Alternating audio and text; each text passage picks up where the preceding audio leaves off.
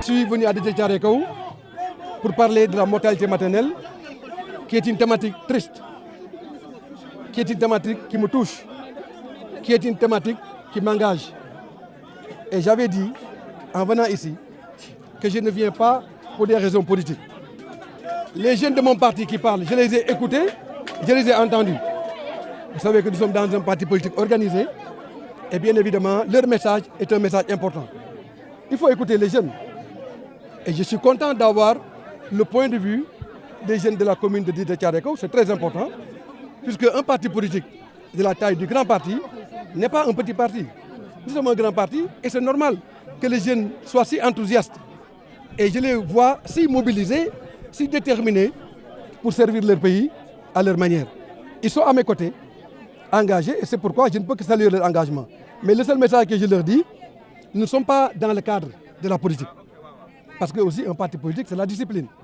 Et quand nous serons dans le fora de la politique, chacun et chacune aura toute la plénitude d'exprimer son point de vue, puisque le grand parti est un parti démocratique. Mais vous savez que je ne peux pas être dans l'enceinte d'une maternité où les femmes sont en difficulté, où la mortalité infanto-juvénile est massive, pour avoir une préoccupation de carrière politique. Vous savez que si c'était une préoccupation de carrière politique,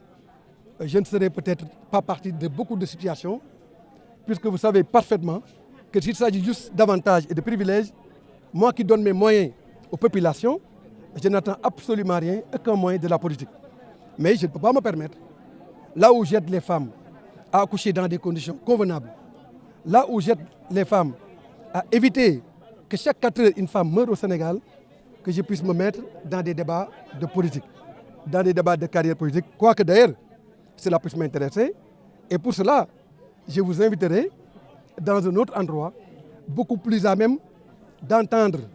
nos cris politiques, pour ne pas dire politiciens, mais en homme d'État qui agit, puisque j'agis toujours en homme d'État,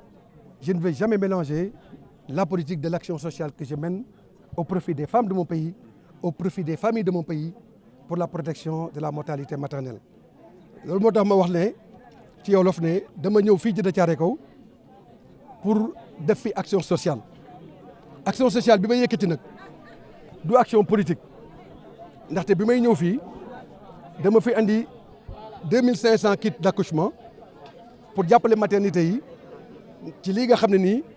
moom la ñuy jonkoonteel mooy fexe ba benn jigéen dootul faatu ci jur doom. xam nga ne ci réew mi Sénégal ni mu demee ñëpp xam nañ ne tey ji foo tourné di nga gis jigéen ju faatu ci jur doom te jur doom nag dafa neex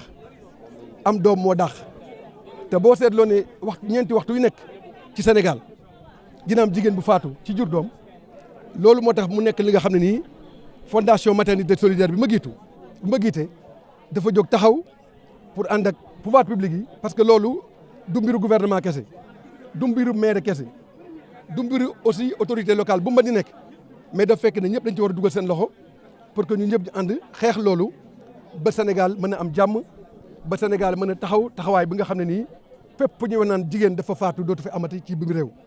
loolu moom andi Déthié Thiaroye Kao tey jii ñu andi fii 2500 kits de maternité yoo xam ne nii dina jàppale jigéen ñi, dina jàppale sage-femme yi, parce que tey jii bi ma gisee sage-femme yi gis ñi nga xam ne ni bàjjen gox yi ak autorités yi fi nekk yëpp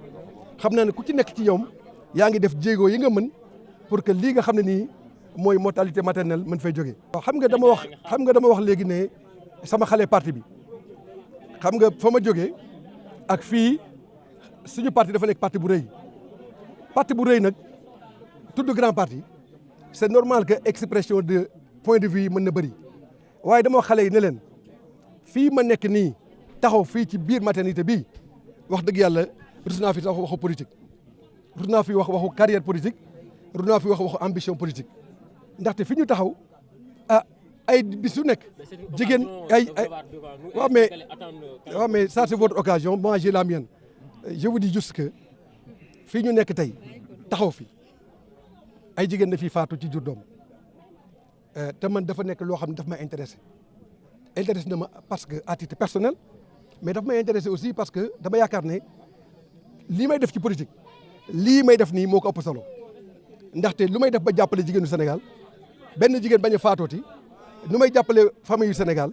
ba kenn bañ a amati jaaxle moo ëpp solo fuuf lii nga xam ne moom ay jéegu ci politique moo tax ma ne taxaw tey jii fii ma taxaw du ma wax waxu politique ndonte nag li ngeen may laaj am naa tontu bi waaye dañuy xaar beneen occasion ñuy waxtaan ci parce que nag li ñuy wax ne waxu politique dafa am fu ko war a waxee waxu social aussi dafa am fu ko war a waxee te dama nekk fii nga xam ne nii tey jii waxu santé kese lañ fa war a wax ndaxte dama gis jigéen ñi sonn dama gis jigéen ñi ñu sonn dama gis jigéen ñi bëgg a liggéey pour li nga xam ne nii mooy mortalité maternelle wàññi ko Sénégal li ngeen may laaj nag ci wàllu politique xam ngeen ne man Malick Gakou laa tudd te wax dëgg yàlla sénégalais ñëpp xam nañ ne man la may wax ak la may def ragalu ma ko ñeme naa ko ndaxte waaw sëñ bi nag yow tamit bu dee da nga ma bëgg a laaj nii c'est pas la peine may wax ak yow non déet c'est même pas une bonne manière de présenter les choses non si c'est maintenant pour me couper pour me faire dire ce que vous voulez que je dise vous n'avez pas cette capacité quand même donc laissez-moi terminer je dis juste que li ma andi fii encore une fois mooy régler problème mu mortalité maternelle